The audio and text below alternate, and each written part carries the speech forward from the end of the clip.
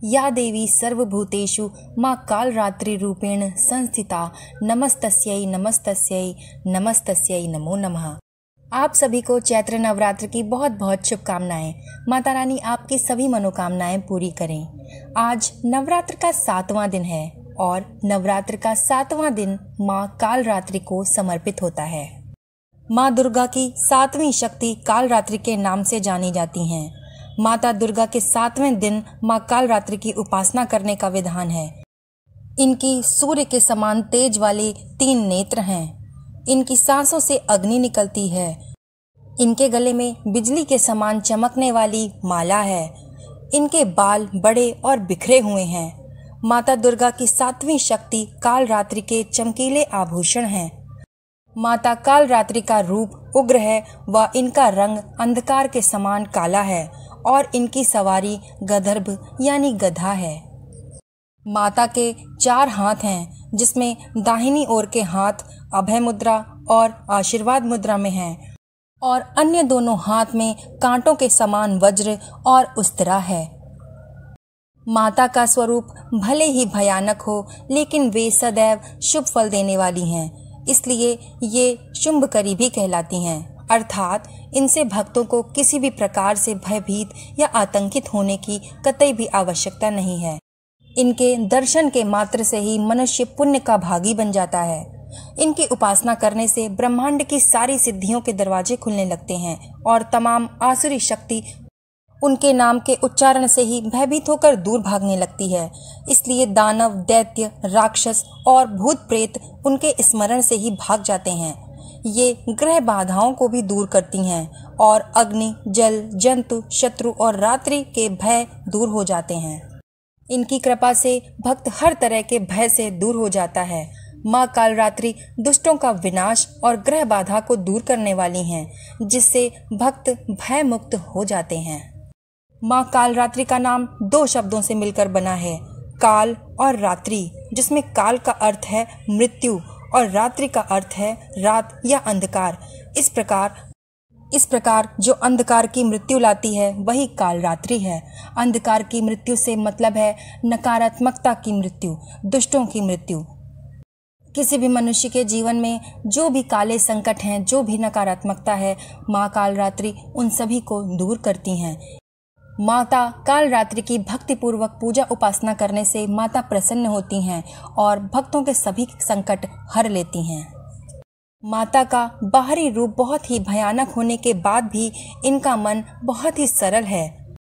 सबसे उपेक्षित और तिरस्कृत जानवर गधे की सवारी करके वो सभी जानवरों के प्रति प्रेम और सुरक्षा का प्रचार करती हैं। गधा समर्पण और कड़ी मेहनत का प्रतीक है, इसीलिए माता की सवारी गधा है।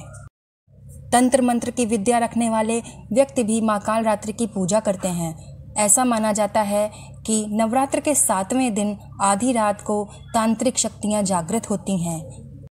अर्धरात्रि में तांत्रिक माता कालरात्रि के रूप की उपासना करते हैं। माँ कालरात्रि की कथा के अनुसार जब दैत्य शुंभ, निशुंभ और रक्तबीज ने तीनों लोकों में हाहाकार मचा के रखा था, तब इससे चिंतित होकर सभी देवता जी शिव जी के पास गए और उनसे अपनी रक्षा करने के लिए प्रार्थना करने लगे। भगवान शिव ने माता पार्वती से राक्षसों का वध करने के लिए कहा। अपने भक्तों की रक्षा करने के लिए भगवान शिव उनसे आग्रह करने लगे। शिव जी की ये बात मानकर माता पार्वती ने दुर्गा का रूप धारण किया।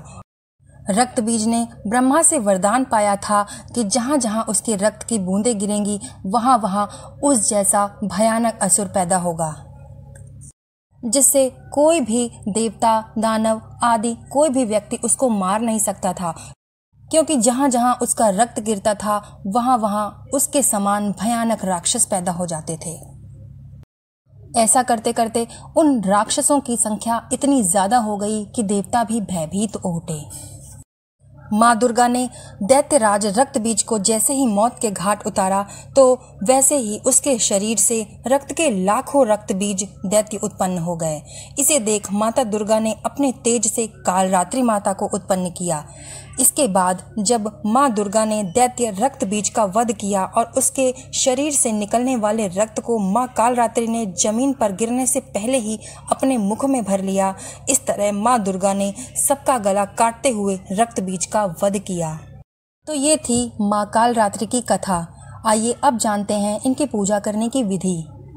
तो आपको सबसे पहले ब्रह्म मुहूर्त में उठकर स्नान आदि से निवृत्त होकर स्वच्छ वस्त्र धारण करने चाहिए।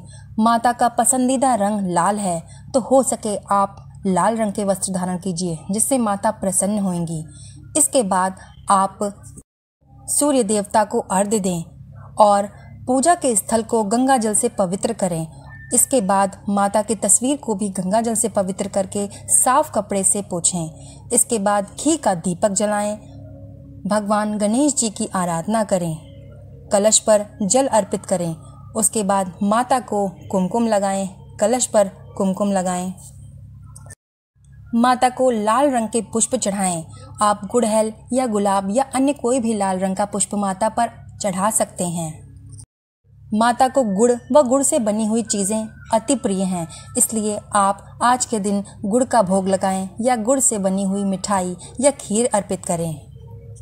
इसके साथ ही आप किसी भी तरह के मौसमी फलों का भोग लगा सकते हैं। इसके साथ आप 2 लौंग और बताशे का भी भोग लगाएं। माता का ध्यान करें, इनका मंत्र उच्चारण करें, इनकी कथा पढ़ें व सुनें। दुर्गा सप्तशती का पाठ अगर आप पढ़ते हैं तो उसको हिंदी या फिर संस्कृत में पढ़ें या सुनें। इसके बाद माता की आरती करें और अंत में क्षमा याचना करें। इसके बाद माता को जो भी भोग आपने अर्पित किया है उसे स्वयं ग्रहण करें और अपने परिवारजनों को भी ग्रहण कराएं। शाम के समय भी माता की आरती अवश्य करें, कलश पर जल अवश्य दें। इसके अलावा अगर आप में सामर्थ्य है और अगर आपके पास समय है तो माता की कथा ज़रूर पढ़ें या सुनें। इस दिन तांत्रिक रात में तांत्रिक विधि से माता की पूजा करते हैं और मदिरा भी देवी को अर्पित की जाती है। इस रात को सिद्धियों की रात भी कहा जाता है। तो इस विधि से अगर आप माँ कालरात्रि की पूजा अर्चना करेंगे तो माता कालरात्रि अवश्य ही आपसे प्रसन्न होंगी और आपके ऊपर आने वाले सभी संकट दूर होंगे।